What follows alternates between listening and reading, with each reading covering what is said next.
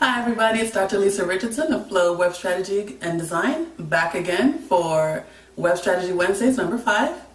And we have some great questions this week, so we're going to jump right on in. Alright, Dr. Lisa, I am a new business owner in the health and wellness field, and I'm a member of several Facebook groups. They all say that they're about growing businesses, but whenever I post about my product or page, no one responds. How do I get them to pay attention? Okay, now here it sounds like what you're doing is kind of posting your stuff, buy my stuff, buy my stuff, buy my stuff. It's also great, buy my stuff. And that's not the best way to get people to be interested in your product or service. People buy things from people they know, like, and trust, and so you want to build that rapport and that connection with the other members of the group so that they also become your cheerleaders and not just you, talking about how great you are all the time. Now, that's not to say that there's not a place for shameless self-promotion, because you actually do have to be your biggest cheerleader. But in a group setting, especially in networking groups or in these Facebook groups, you want to make connections with the people who are there.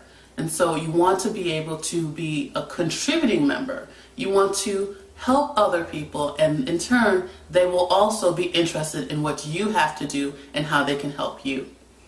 So in most cases, people will just ignore people that they don't know just talking about their stuff, because that's blatant advertising.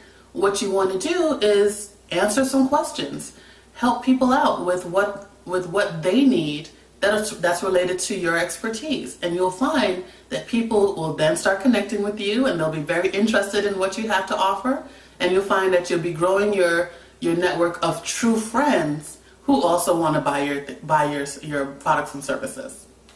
Okay? All right, and number 2, I heard that I need to give something away to build my opt-in list, but I can't afford to just give away my crafts because I invest a lot of time, effort, and money into what I do. Does this mean I can't do email marketing? Not at all. What you want to do is put together a guide that shows people, the trends in your industry. For example, if you're a fashion designer, show everyone how to wear the latest trends, and of course, use your products in the guide. So if you do accessories and the trend is color blocking, put out your best bag. You want to make sure that the guide is useful universally, but also leads people to come and see you and what you have to offer. And then you'll be able to share that, amongst your networks and have that be shareable as well. And before you know it, your list will be growing, and you'll just have to keep putting out that great content to keep your people entertained and engaged. Okay? All right, how often should I check my analytics?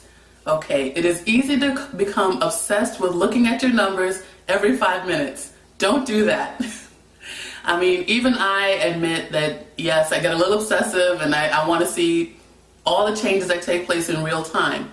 But in order to really get an accurate look at what's happening, you want to give it a little bit of time to work. When you make a change to your site, if you're running a campaign, I recommend checking your numbers about 2 or 3 times per week if you're actively running a campaign or have made a recent change.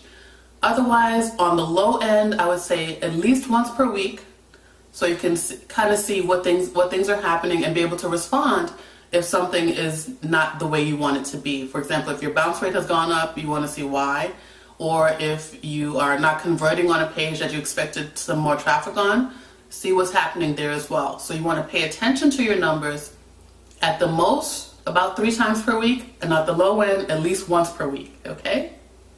All right, number 4. If I can turn my page here. All right. I want to sell tickets on my website, but the fees from the third-party ticketing services are killing me. Are there any plugins that you recommend? Yes, I've got 3 favorites for event management plugins, and some will allow you to check people in using QR codes and barcodes and so on with your smartphone. And the one that I use actually, is Gravity Forms. Since most of my events are virtual, hello webinar, it's not really necessary for me to check people in when they attend. So what I use Gravity Forms with the PayPal extension, and other really great ones, especially for live events where you will need to check people in, is Woo Tickets, which is an extension for WooCommerce, which is free. Woo Tickets, the extension is not free. But WooCommerce, the platform, the shopping cart, is free. And so you're not making that much of an investment to get this additional usability out of your site, especially if you're already selling other products. Another exclusively event management plugin that I recommend and I've used really well is Event Espresso.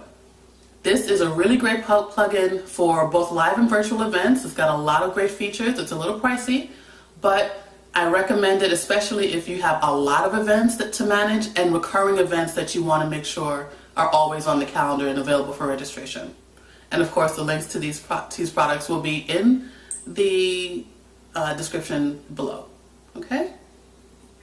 All right, last up today, my business serves 3 distinct audiences. Do I need 3 different websites? No, you don't. You want to make sure though that on your front page, on your landing page, you allow the different audiences to self-select.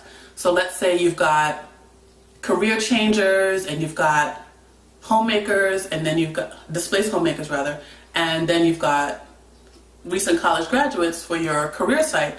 You want to make sure that you are allowing them easily to identify themselves on the front page, which is good for you as well to see what where your traffic is coming from and what they're doing and what the different audiences like or dislike on your site.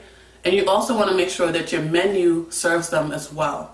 So you might do subdomains like collegegrad.yourwebsite.com or something similar, or just give them their own set of pages and subpages on your main site.